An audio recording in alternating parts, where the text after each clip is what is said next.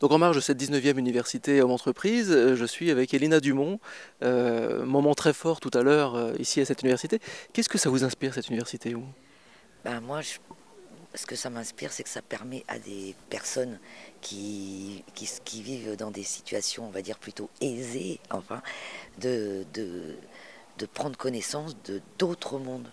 Et donc ça les fait forcément réfléchir et je trouve que de partir d'écouter des témoignages directs de gens qui ont vraiment un vécu quoi, c'est vachement plus fort que voilà que de sortir des théories.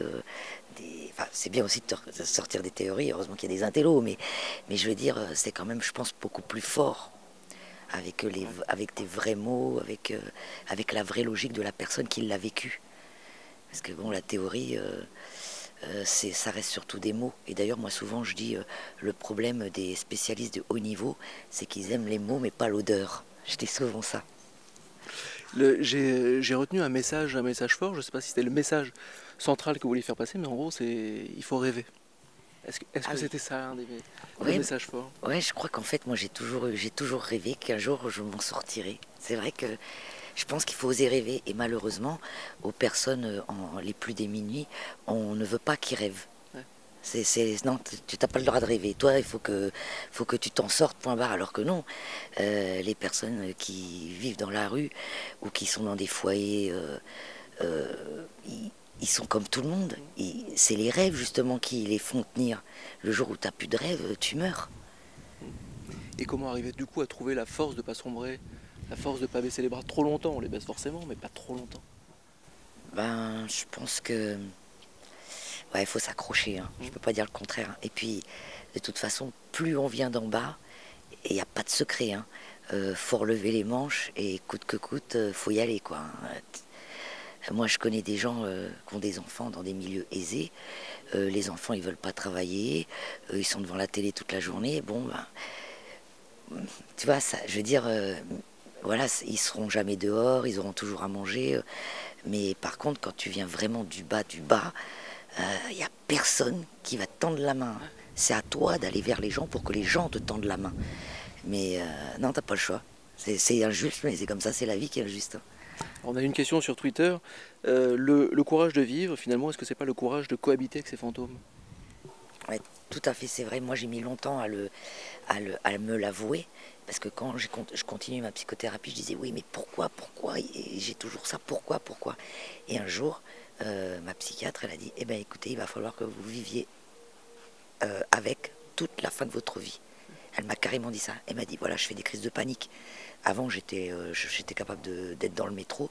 Maintenant, le métro, s'il y a trop de monde, je panique. Et par exemple, une fois, on m'a proposé un boulot, mais c'était quand j'ai dû descendre à Châtelet pour aller à la Défense, j'ai pas pu. Donc j'ai appelé l'employeur, j'ai dit je peux pas venir travailler.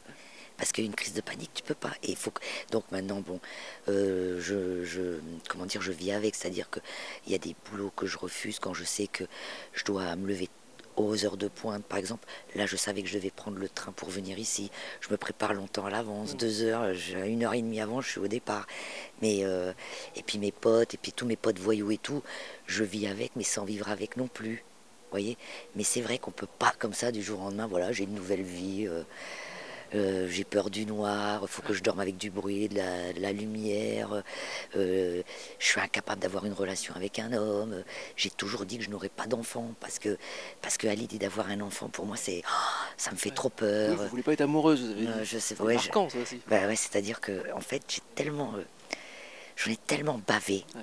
que pour rien au monde, j'ai envie d'être à nouveau malheureuse. Et je sais que quand je vois mes copines ou mes copains, apparemment, l'amour, ça rend trop malheureux. Et moi, non, j'ai trop été malheureuse dans ma vie, c'est fini, quoi. Je veux rester heureuse. Et du coup, vous arrivez à faire confiance quand même à nouveau? Faire Euh, confiance à la vie, à faire confiance alors, dans les rencontres? je fais confiance à la vie et aux rencontres, mais par contre, il y a quand même toujours une petite voix dans ma tête qui dit, bon, on ne sait jamais. Ouais. Attention. C'est plus fort que moi quand même. D'ailleurs, des fois, on me le dit, on me dit, ouais, tu pourrais me faire confiance. Mais voilà. Mais par contre, j'ai de très belles relations avec les gens. Mais à un moment donné, voilà, il y a quand même quelque chose qui me dit, oh, il t'a invité chez lui, on ne sait jamais. Alors que c'est Ouais. moi, peut-être que en fait la personne, voilà. Alors, il y a quand même un. Alors, c'est un débat énorme. C'est le débat du regard de notre société face aux sans-voix, face aux démunis, face à ceux qu'on ne voit pas. Ouais, c'est vrai. Comment on doit être en fait face à un SDF? Quel regard doit-on lui porter? Ben, moi, je pense que déjà, faut jamais le juger. Mm. Moi, personnellement, j'ai pas d'argent, donc je donne jamais d'argent, mais je dis toujours bonjour. Après, quand j'ai le temps, bon, s'il me parle, je parle un peu. Et après, bon, évidemment, parce qu'il y a beaucoup de gens psychiatriques dans la rue. Il y en a qui sont très dangereux. Bon, je suis pas non plus une sainte, hein, je veux pas. Donc voilà, je passe mon chemin, mais je pense que après, on peut. Il y a beaucoup de structures sociales en France. Alors ça marche comme ça peut, on tourne en rond avec ces structures sociales. Mais de toute façon, les sans domicile fixe, la plupart du temps, on ne les voit pas. Et ceux-là, ils se bougent le cul. Donc il n'y a même pas à se demander comment on se comporte ou pas. La question et je la comprends mieux par rapport à ceux qui sont assis par terre. Mais bon, voilà, faut les prendre comme des humains, c'est tout, quoi. C'est tout. Après, quand on a de l'argent aussi, ça fait... Voilà, ils sont toujours contents d'avoir une pièce.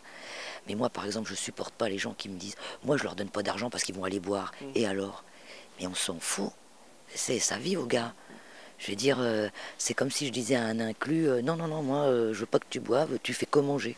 Tu vas travailler. Enfin, je veux dire, à un moment donné, les gens, qu'on soit dans la rue ou pas, on fait aussi des choix dans la rue. Et il y en a d'ailleurs qui ne boivent pas. Donc, comme quoi... Maintenant, c'est quoi qui vous tient? Après tout ça, après être passé par tant de calvaires, c'est quoi qui vous tient? Ce qui me tient, bon, c'est la vie. Ouais. Ça, j'adore la vie. Ça, c'est vrai, le moindre truc me rend heureuse, quoi. Et puis,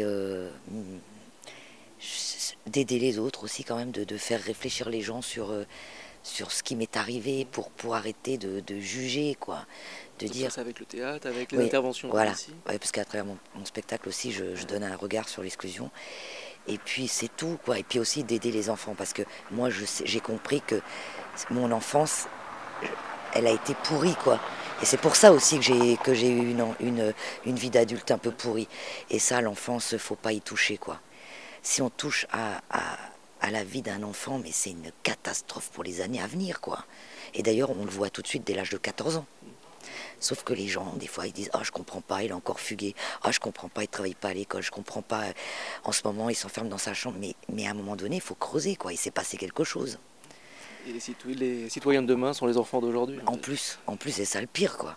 Donc, d'où l'importance qu'il faut vraiment investir dans l'éducation, dans la culture, auprès des les plus petits, quoi. Ça, j'en suis sûre. Un petit message là pour toute cette assemblée de managers, de chefs d'entreprise? Écoutez, merci à vous. J'étais très impressionnée de rencontrer autant de cadres. Enfin, je pense qu'il y avait beaucoup de cadres, de gens en costume et en cravate. Mais en fait, vous êtes très très sympathiques. Mais ça aussi, ce serait un truc à parler.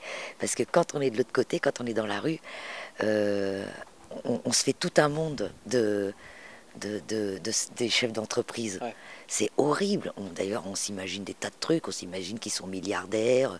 C'est tous des connards. Ils pensent qu'à avoir une belle voiture. On s'imagine pas un seul instant qu'ils sont humains. Alors qu'en fait, c'est faux. Enfin, moi, j'ai la preuve. Hein. Donc, comme quoi, et même nous, de l'autre côté, enfin, quand on est chez les exclus, il faut aussi qu'on change notre regard. C'est vrai, hein. C'est une question de perception, tout ça. Une question de regard. Merci beaucoup, Elina. Vous aussi, merci. Merci.